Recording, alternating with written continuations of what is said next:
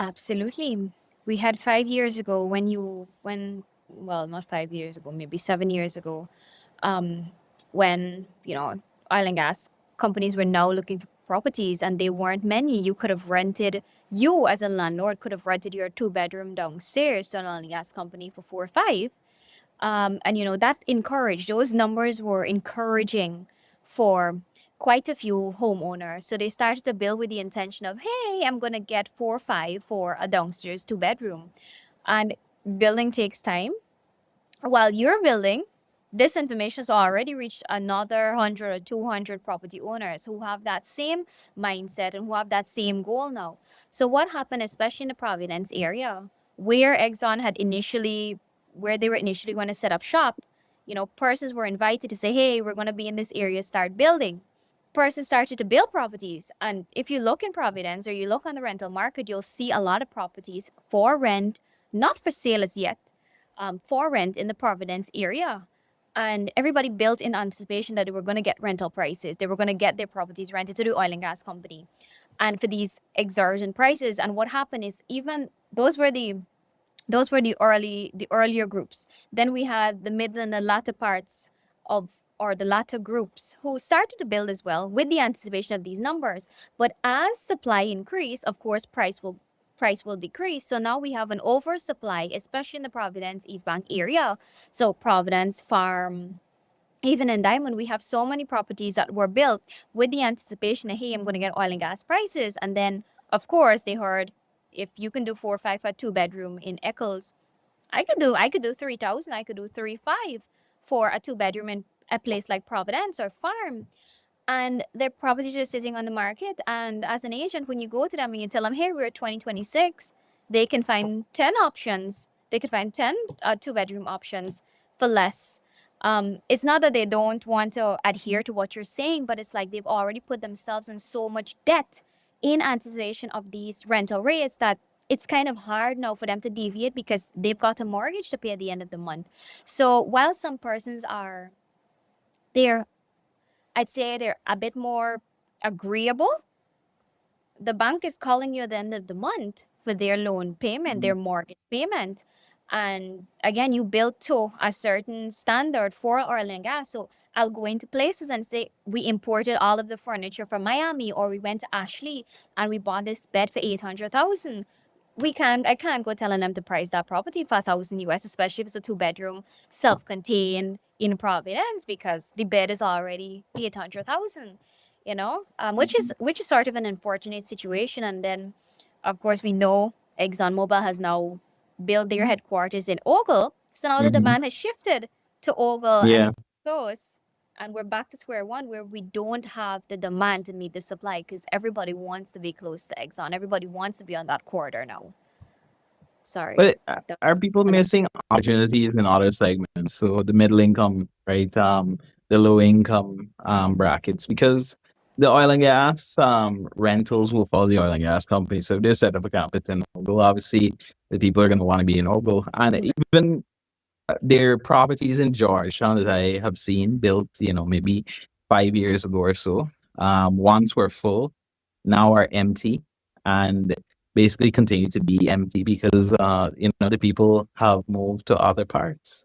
So, is there a way for those properties to transition to middle income? Right? Is there more demand in the middle and low income sector than there is in the high income sector? 100%. There's so many property owners that I'm encouraging to tap into just building properties for the middle income, the working Guyanese, especially a couple. If you don't want to go and build for a 60,000 rental, go ahead and focus on the 100 to 150 or even 100 to 200 bracket.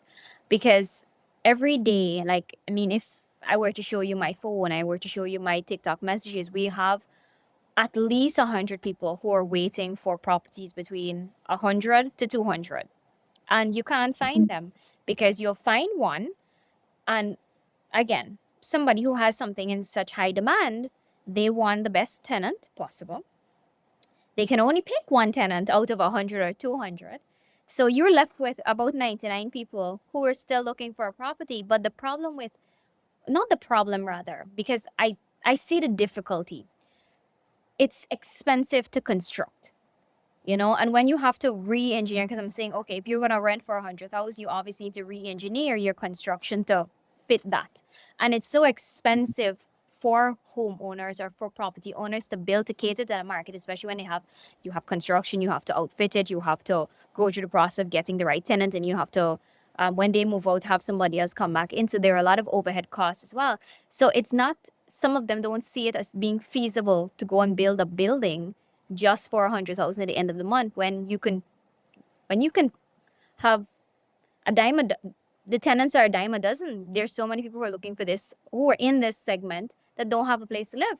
But is it possible to, so let's talk about refitting, right? Or is it possible to refit these high end places, refurnish these high end places? Because if you have a place, right, say you're expecting, each unit to bring you maybe 3,000 US a month. That doesn't happen, Yeah. right? You let it sit empty, it's bringing you in $0. Does it make sense to refit them, right? And price in such a way as you can recoup, because it's better to try and recoup in 5, 10 years, right? Yes. Maybe your business plan or your model was to try and recoup what you built maybe in less than 5 years, right? But is there a way for you to refit and market it in such a way that you can, because it you spend 80 million on a house, right? Because property costs currently, even the banks have realized this, and they're saying that you can get a 60 million loan. That a few years ago was very difficult. That was considered ultra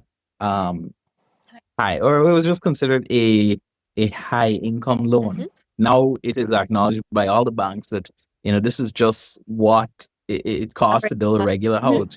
Yeah. Uh, minimum 50 or minimum 40 something, but then definitely if you're looking at having any sort of reasonable finishes, you're looking at 50, 60 million. That is correct. Do landlords treat this as a business, or are they thinking about the numbers, or are they just thinking about I build this place for 90, I need to get my 90 as soon as possible? Or spending maybe 5 years after refitting the place, getting some medium income people in to get their money recouped. Real estate is such a hot topic. It's known to be a high income earner. So when persons get in, Yeah. yes, they want to make as much as possible, as quick as possible. But they miss the point that real estate is a long game. You build a building, sometimes you get that money back in 10 years. Some people want it back in 5, some people want it back in 4, which is a bit unrealistic. But to answer your question, if some homeowners were to adopt the strategy that you would have mentioned, in that you have a, let's say you have a 2 bedroom space, which you wanted to rent for 1,500 US, and you were to renovate it or remodel it where you have 2 1 bedrooms.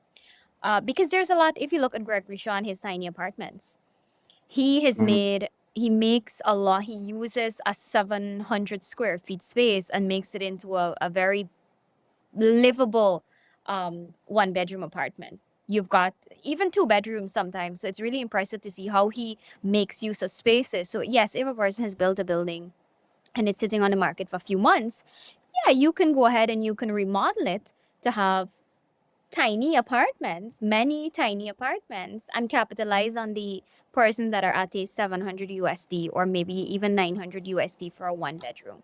It might be a couple. If you want to push it a bit, you can have a couple with a baby.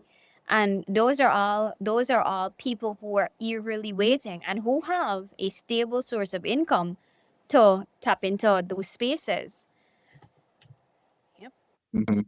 Well, you made me think about something, which is, do Guyanese have unrealistic standards for both landlords and tenants? Because do we have unrealistic standards? I think because Guyanese they've seen what has happened. The growth Guyana's gone, or it's currently undergoing. The initial information they received was accurate. Again, you can get really high rentals. You're getting really high prices for properties in Guyana that you would get, that if you were to look to Miami, you'd pay 3.5 and you'd get a beautiful oceanside suite or something like that. And you're coming here, you're getting a downstairs 2 bedroom.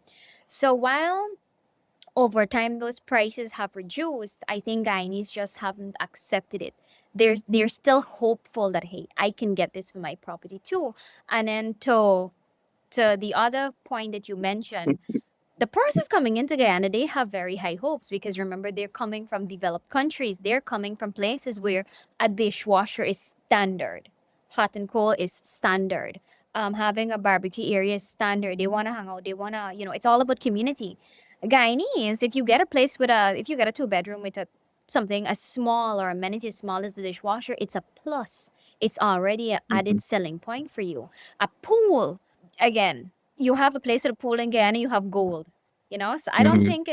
I don't think at first it was unrealistic. It was well within what was happening, but over time, that sort of diminished. The high prices diminished, and the the recent the recent or the newcomers, they just haven't accepted that hey, the market isn't where it used to be, and as such, I have to adjust my expectations. Sometimes you can have your heart set on Yes, something yes. and you just cannot, like, sometimes you might have your heart set on a specific meal when you get home. You're Mm-hmm. told this is what you get. When you get there, it's not that and you just don't want to eat. Mm-hmm. Or, you find it difficult to accept that, God, I'm not getting this. Yeah. Is that what it's like with some of the newer real estate projects? No, that's it, and it's not even about I don't want to say a fantasy or your heart set on something. It's just the tangible. I invested 100. I invested maybe a lot more million because furnishing is also an additional cost. So now you take out the mental faculties and you have that tangible cash that you invest and you need to recoup that money because many times people went to the bank and they Mhm. can't go to the bank and say, hey, the place I rent, you know but then Yeah. you go on the flip side where you have the tenants or you have Guyanese, working Guyanese, who are not a part of the oil and gas. They cannot fathom that a two-bedroom is being rented for 300 and 400,000 because, Mhm. back or prior 2015, 100,000 for a rental was exorbitant. Like, who do you think you are renting this property for 100,000? And now it's considered cool or it's so rare that if you find a property for 100,000, you just snatch it. You don't ask questions. Yep, and it's really tough for Guyanese, especially minimum wage or the middle income, because now you're not only are you fighting with persons or landlords who have unrealistic price expectations, but you now have to compete with the groups of Spanish who are willing to pay these higher prices because they're not gonna come as two people, they're gonna come as five people who are going to work amongst themselves and say, hey, this is the price and we have to come together and pay it. So it's a really tough belief. Okay, so I want to take you into, I mentioned the most important thing is making sure you got your property rented. You invest whatever amount of money in, Yeah. you want to make sure that, every month you're getting some cash flow out of the project Mm-hmm. and it's not zero. All right, let's talk about like red flags or green flags for rental, right? And issues that completely kill rental deals. I'm sure in your real estate practice, you've seen some of those things. Failure to negotiate, failure to budge on the price. It's a protective mechanism that we put in place because, again, reinforcing a contract in Guyana is such a tough thing. You might think you can go to the police and kick somebody out or have them come out of your property if they haven't paid their rent. And that's not the case because the police are going to tell you they can't go and haul that person out. And then you have to take them to court to reinforce your contract. So we've put a mechanism in place where we have to have the 3 months rent paid, your first month's rent, your Mhm. last month's rent, and a security deposit. Sometimes we have a hassle with those 3 months, and for me, it's a red flag already if I'm telling you that hey, this is the requirement, this is the required deposit, and then you come and you turn up with the money short on the day of signing.